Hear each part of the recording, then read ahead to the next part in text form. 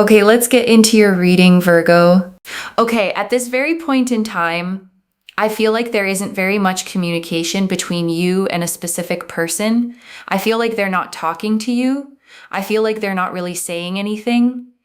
There is a lot of radio silence. You've had a connection with each other. You have felt drawn to each other. There has most likely, I feel, been communication in the past. They're not really talking to you. They're not really saying a lot. There can just be the sense here of radio silence and, crickets. You just feel like nothing is happening here. And I want to sit with what that silence has probably done to you, okay, before we go a single card further, because the title says it. Someone is not talking to you right now, but still they. And the whole point of this reading is that word still, because from where you're sitting, okay, the silence looks like an ending. It looks like they stopped caring. It looks like whatever was there is over, and you were the only one who ever felt it. And I need you to hold on before you conclude any of that, because the cards are about to tell a completely different story about what that silence actually means, because there are two completely different kinds of silence, okay? And they feel identical from the outside, which is what makes this so painful. There's the silence of someone who's done, who's moved on, who genuinely stopped caring and walked away light. And there's the silence of someone who's drowning in something, who went quiet because they're a mess inside, not because they feel nothing. And you've been assuming it's the first kind, okay? Because the first kind is what silence usually looks like it means. But the cards are about to show you it's the second kind, the loud kind, the kind that's full of noise on their end, even while it's completely quiet on yours. So before you write the ending yourself, okay, before you decide what the quiet means, let the cards actually tell you what's happening on the other side of it, because it is not what you think. So let's have a look and see what is coming through in relation to what you need to know about this, because you clearly need to know something about it, because this reading is pointing us in some kind of direction. The Five of Pentacles. So the Five of Pentacles here actually shows that, okay, on your side, you may be feeling like, oh, why did this person do this? Why did they just sort of shut me out? It's interesting because ever since they shut you out, they're starting to feel very lonely. They're starting to feel left out. They're starting to feel abandoned in their own life. They are feeling not happy. And they're also feeling very misunderstood. There's a lot of arguments. There's a lot of misunderstandings, miscommunications happening in their own personal life. And the Five of Pentacles shows two figures out in the snow, okay? Cold. One of them injured, limping past a warm, glowing, stained glass window without looking up at it. And it's the card of feeling shut out in the cold, of being right next to warmth and not being able to reach it. And here's what's fascinating about it turning up on their side, okay? Because you probably feel like you're the one out in the cold. You're the one who got shut out. But the card is saying they're the ones freezing now. They closed the window on their own warmth, and now they're standing outside it, lonelier than they've ever been. And I want to name why that loneliness is so specific, okay? Because it's not ordinary loneliness. It's the loneliness of having had something good and pushed it away yourself. That's different from never having had it. It comes with a second layer on top.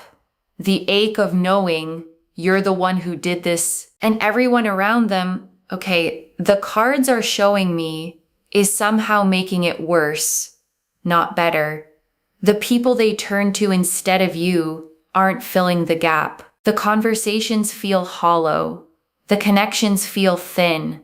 And every empty interaction quietly reminds them of the one that wasn't empty, the one they walked away from. So this isn't a person thriving without you, okay? Living their best life, relieved to be free.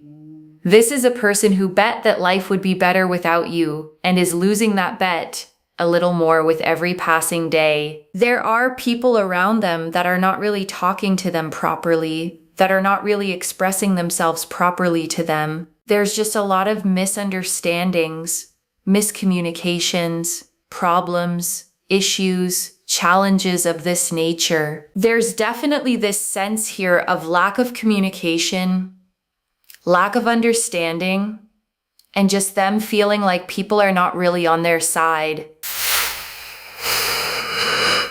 The Chariot. So the Chariot here goes to show that, they try to be around people and they try to have fun, but they just have no fun, okay? And that is what I'm seeing here. Yes, there's an element of karma, I guess, with what they've done towards you. But in many ways, this is also the fact that they just kind of thought to themselves that moving away from you would bring them harmony, would bring them peace. Maybe they would feel a lot more like themselves, but actually moving away from you has just brought them chaos. They actually aren't happy. And the Chariot shows a figure standing in a chariot pulled by two sphinxes, okay? One black and one white. And the whole card is about driving forward, taking control, going somewhere with force of will. And the irony here is that they took the reins. They drove themselves away from you deliberately, certain it was the right direction, and it led them straight into the opposite of what they wanted. And I want to name what that opposite actually feels like for them, okay? Because it's a particular flavor of misery. It's the misery of having engineered your own unhappiness while believing you were fixing it. They didn't stumble into this. They steered. They took hold of the reins, pointed the whole thing away from you, and drove, certain it was toward peace. And every day the peace doesn't arrive, okay? The Chariot's certainty curdles into a slow sinking doubt. This was supposed to be better. This was supposed to be the thing that helped. And it's worse. It's so much worse. And there's a trapped feeling in that, okay? Because the Chariot doesn't reverse easily. A person who drove themselves this far in the wrong direction has a long way to turn around and a lot of pride to set down before they can even start. And I want to name why that happens, okay? Because it's a very human mistake. When someone feels bad inside, they look around for the cause, and sometimes they land on the nearest big thing and decide that must be it. And you were a big thing in their life, so you became the suspect, not because you did anything wrong, but because you were significant enough to blame. You know how sometimes people do an elimination diet? Oh my God, I'm trying to say it. But words get jumbled. People try to do an elimination diet where they think, oh, maybe this is what was causing me to not feel so great, right? And then they get rid of that item, but they still don't feel great. And they're like, oh, maybe it's something else now. I thought that, for example, apple, okay, just to give an example, that apple was causing me to not feel so great. But they get rid of the apple and they realize, actually, I still feel like that, So this person kind of did, in many ways, an elimination diet trial, thinking that, them not feeling so great might be because, they're around you and maybe they're feeling overwhelmed. So they kind of put you aside, and now they're starting to realize they still don't feel great. And I actually love that elimination diet way of putting it, okay? Because it's more accurate than it first sounds. When you feel bad and can't find the cause, you start removing things one at a time, hoping the next removal is the one that fixes it. And the danger of that method is that you can remove something genuinely good simply because it was big enough to suspect. And that's what happened to you, okay? You weren't removed because you were bad for them. You were removed because you were significant, and significant things get tested first. But the test came back clear. The removal changed nothing, which is the whole proof that you were never the ingredient making them sick. And here's the part that matters for you, okay? A person on an elimination diet eventually adds back the thing they wrongly cut. Once they realize it was never the problem, they want it back in their life, and they feel foolish for ever taking it out. That's the exact arc this person is on with you right now. So it was never you, right? It was never you to begin with. Like, you were never the problem in this sense.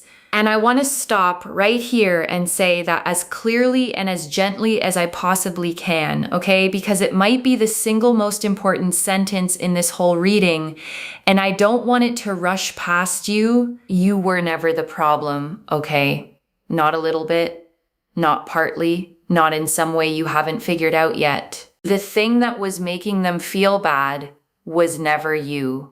And their walking away was them misdiagnosing their own pain and cutting out the wrong thing. And I want to speak to why this hits so hard, okay? Because there's a reason it lands like a weight coming off. When someone pulls away from you, the mind does something cruel almost automatically. It assumes you must have caused it.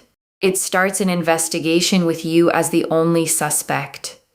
And it will always find something to charge you with, because that's what a mind looking for fault does. And you've probably been running that investigation for a while now, okay? Going back through the conversations, rereading the messages, hunting for the moment it went wrong, the thing you said, the way you were, the flaw that must have driven them off. And this reading is walking into that investigation, okay? And closing the case. There was no crime. The evidence you kept finding against yourself was never real evidence. It was just your fear wearing the costume of proof. And now they're starting to realize, I still feel rubbish. I still feel awful, like nothing's working out for me. And so they feel really foolish, like they feel really sad that they put you aside. Okay, they stopped communicating with you. They stopped talking to you. They stopped being around you. They stopped making things work out with you, for you, or around you. They're starting to feel that. And so this is what I'm really seeing here. The Two of Swords. And with the Two of Swords, there's this really powerful energy of just, really feeling lost and feeling lonely. And feeling like, hang on a second, I thought I got rid of the right thing, but actually I feel 10 times worse. And it's not that they wanted to get rid of you, okay? I think that's really important, but it's more so that they sort of put you aside and they thought like, let me just step away from this, right? Let me just put this away. And they still don't feel great. So it was never you to begin with, okay? It was never you to begin with. It was never you. It was never you. And I think you need to definitely know that, because it was never you. And the Two of Swords shows a blindfolded figure sitting with two swords crossed over their chest, okay? A crescent moon beside them, the sea behind, blindfolded, arms crossed, refusing to see, refusing to decide.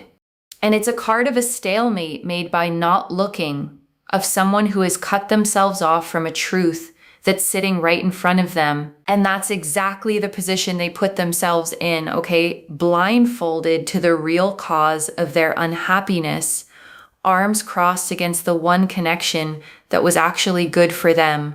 And now they're sitting in that self-made stalemate, feeling 10 times worse, slowly having to admit they blindfolded themselves to the wrong problem.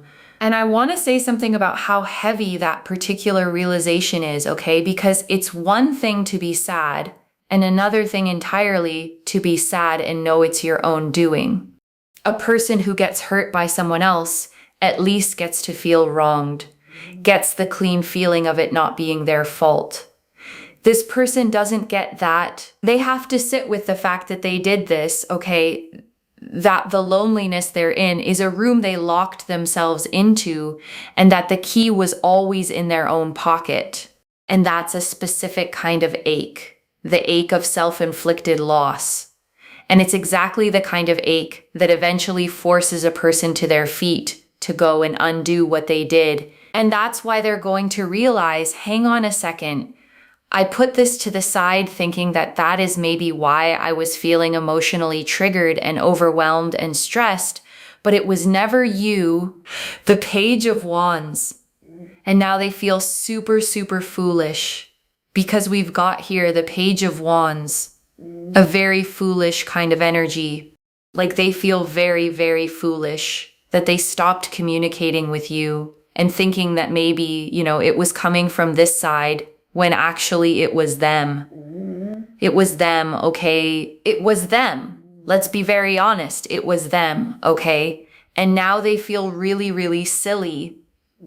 Like they feel stupidly silly, okay? And the Page of Wands shows a young figure holding a tall sprouting staff, okay? Looking up at it, full of fire and impulse, standing in a barren desert. And pages can be impulsive. They act on a feeling before they've thought it all the way through. And that's what this person did. They acted on an impulse, a hunch that you were the problem, and it turned out to be a young, foolish, impulsive misread. And I want to draw out what the foolishness actually feels like from their side, okay? Because it's a specific kind of shame. It's the shame of having been so sure. They didn't drift away from you accidentally. They made a decision, probably told themselves a whole story about why it was the right and healthy thing to do. Maybe even felt proud of themselves for setting a boundary or taking space. And now that story has collapsed, okay? And they have to sit with the fact that they were confidently, completely wrong. And that's a hard thing for a person to face, because it's easier to stay away and pretend it was right than to come back and admit it wasn't. So when they do come back, okay, and the cards say they will understand what it costs them to do it, they're not just apologizing for the silence.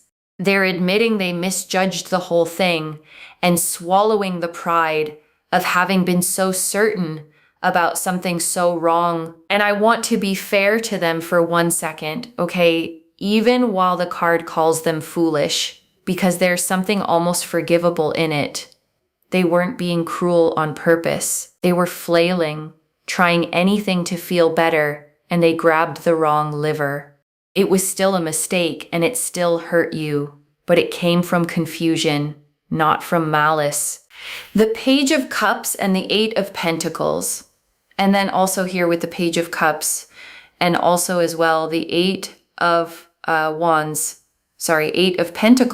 There's a very powerful energy here of them wanting to work hard and come towards you and express their feelings to you, hoping that you will take them back, hoping that you will want them in your life again. They know that how they did things and how they perhaps, ended the communication and sort of put you aside is not nice.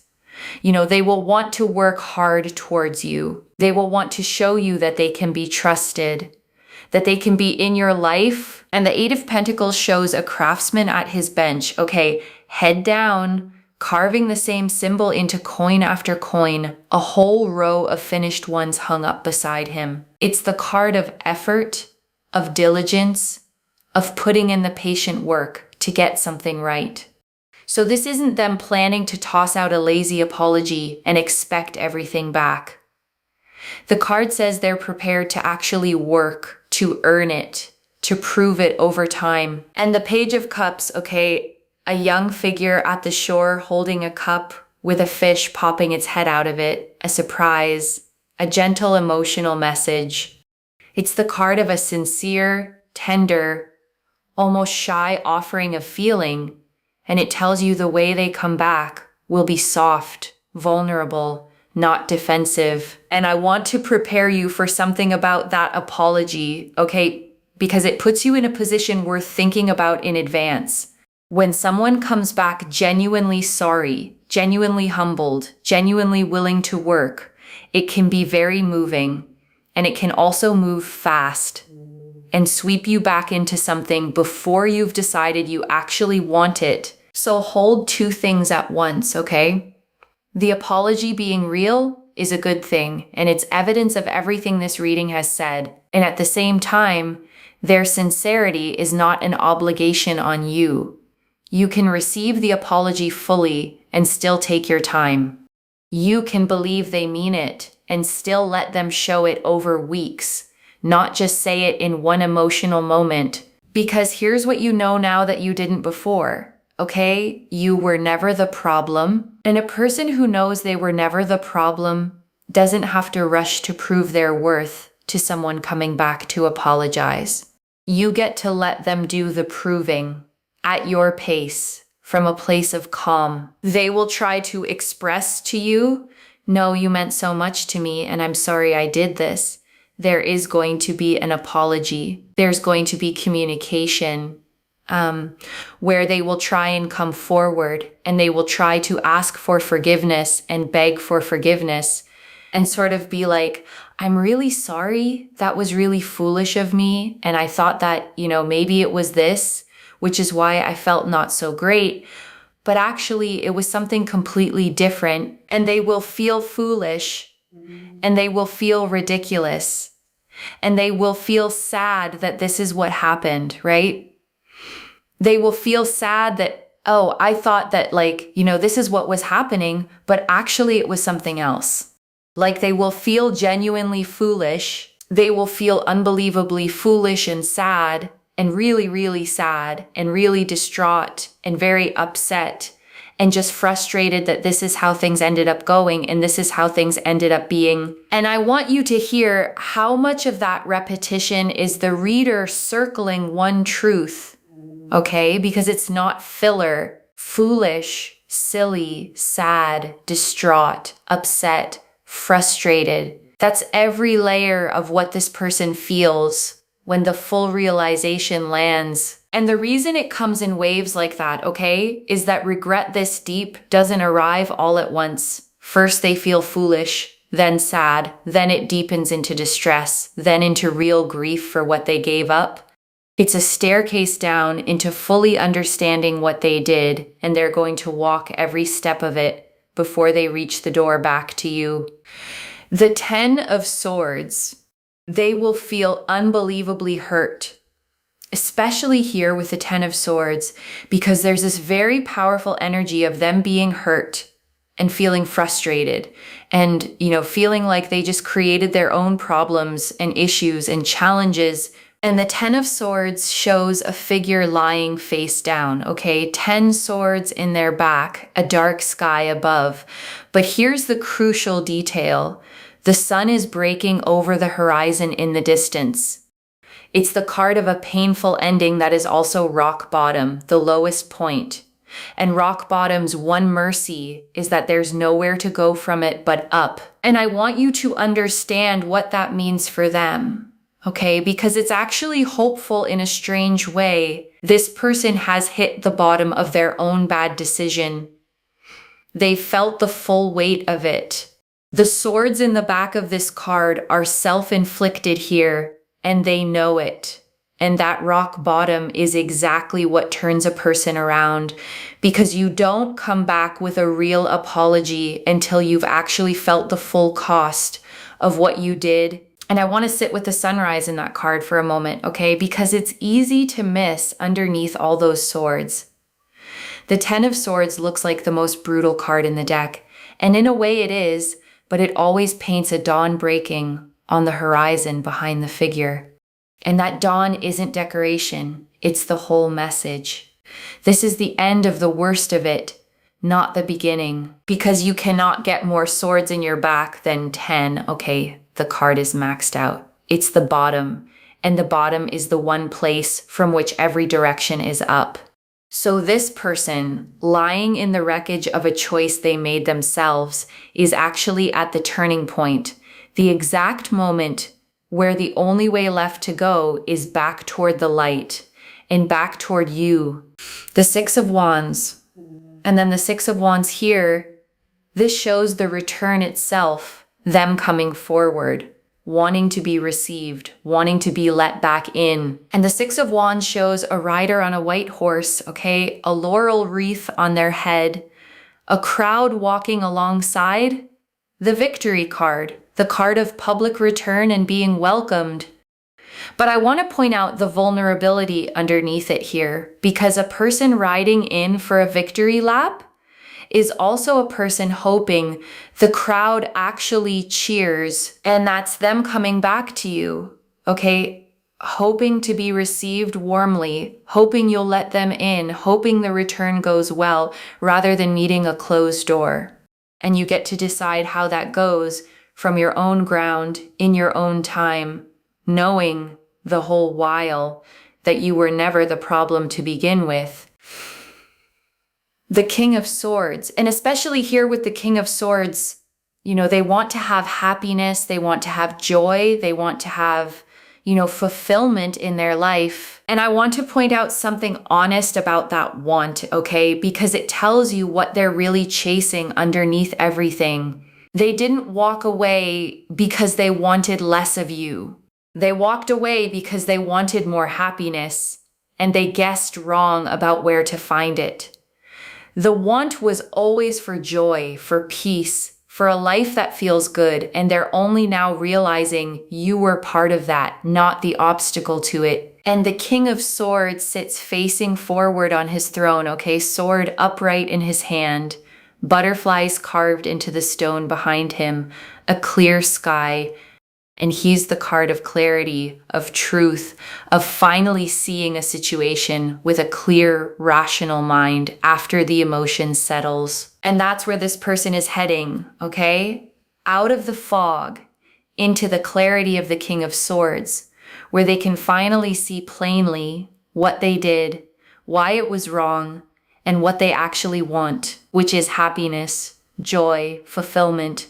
And the cards keep saying, you. And I want to close the arc of this person's whole journey through the reading, okay? Because the cards told a complete story about them. They started in the Five of Pentacles, cold and shut out. They drove the wrong way in the Chariot. They blindfolded themselves in the Two of Swords, acted foolishly in the Page of Wands, and hit the very bottom in the Ten of Swords. And the King of Swords is where that story lands, okay? At clarity, the fog finally lifting, the emotions settling enough that they can see the whole thing plainly for the first time. And what they see when the clarity comes, okay, is you, not as the problem they thought you were, but as the good thing they threw away while chasing a peace that was never going to come from your absence. That's the realization at the end of their road, and it's the realization that sends them back to your door. And before the final message, I want to leave a few things to actually hold on to, okay? The first, it was never you, loves, and I need you to actually believe that, not just hear it. The whole reading said it over and over. They cut you out trying to fix a bad feeling, and the bad feeling stayed, which proves you were never its cause. Whatever you've been quietly blaming yourself for, put it down. It was never yours to carry. The second, their silence was never indifference. The Five of Pentacles and the Two of Swords showed someone lonely, lost, blindfolded to their own mistake, not someone who stopped caring. The quiet you experienced as rejection was actually them freezing outside a window they closed themselves. The third, the apology is real and it's coming with effort behind it. The Eight of Pentacles, the Page of Cups, and the Six of Wands show a genuine, humble, hard-working return. Not a cheap sorry expecting instant forgiveness. And you get to decide what to do with it from a place of knowing your own worth, because you were never the problem in the first place. And I want to answer one more thing, okay? Why this reached you now with this much specific detail, because the silence had started to convince you that you did something wrong, that you drove them off, that you were too much or not enough. And none of that is true, okay? And you were meant to be told that plainly before you accepted a story about yourself that was never real. I don't pull the Five of Pentacles, the Chariot, the Two of Swords, the Page of Wands, the Eight of Pentacles, the Ten of Swords, and the King of Swords, all telling the same story by accident. And I want to speak to the small doubting part of you for a second, okay? The one quietly thinking, but if it wasn't me, why did it feel like it was? Because they made you the explanation for their pain. And when someone treats you like the cause, you start to believe you are. But their treatment was never evidence. Set that voice down tonight. This is already clear, okay? The Five of Pentacles confirmed they're the ones lonely and shut out now, not you. The Chariot confirmed they drove themselves away expecting peace and found chaos. The Two of Swords and Page of Wands confirmed they blindfolded themselves, blamed the wrong thing, and now feel foolish. The Eight of Pentacles and Page of Cups confirmed a hard-working, sincere apology is coming. The Ten of Swords confirmed they've hit the bottom of their own mistake, and the King of Swords confirmed they're moving toward clarity and toward you. So let me lay this all out one final time, okay, slowly, so it actually settles. Someone is not talking to you right now, okay? And their silence felt like an ending, like rejection, like it was somehow your fault. And it was none of those things. They cut you out trying to feel better. The bad feelings stayed, and now they're lonely, foolish, and slowly realizing it was never you. And still, through all that silence, they're going to come back with an apology, with humility, with real effort to earn their way back into your life. One message. They went silent because they blamed the wrong thing. You were never the problem. You were the one good thing they let go of. If this resonated, loves, let me know what hit hardest. I genuinely read every comment, okay? Even the ones I can't always reply to individually. Your story becomes part of the reason this reading keeps finding the next person who needs it to like this reading. And make sure that you're subscribed, and I'll see you in the next one. Wherever you're watching this from, okay, I want you to actually feel this settle in before you go. You have probably spent this whole silence, okay, combing back through everything, looking for the thing you did wrong, the message you shouldn't have sent, the moment you were too much, the reason it must have been your fault. And there was no reason, okay, because there was no fault. You got treated like the cause of someone's unhappiness by someone who hadn't yet figured out where their unhappiness actually came from. And that was never a verdict on you. It was just their confusion pointed in the wrong direction. So stop searching yourself for the crime, okay? There wasn't one. You were the good thing the whole time. And the person who let you go is the one who has to live with having learned that too late. Take care of yourself. Bye, loves.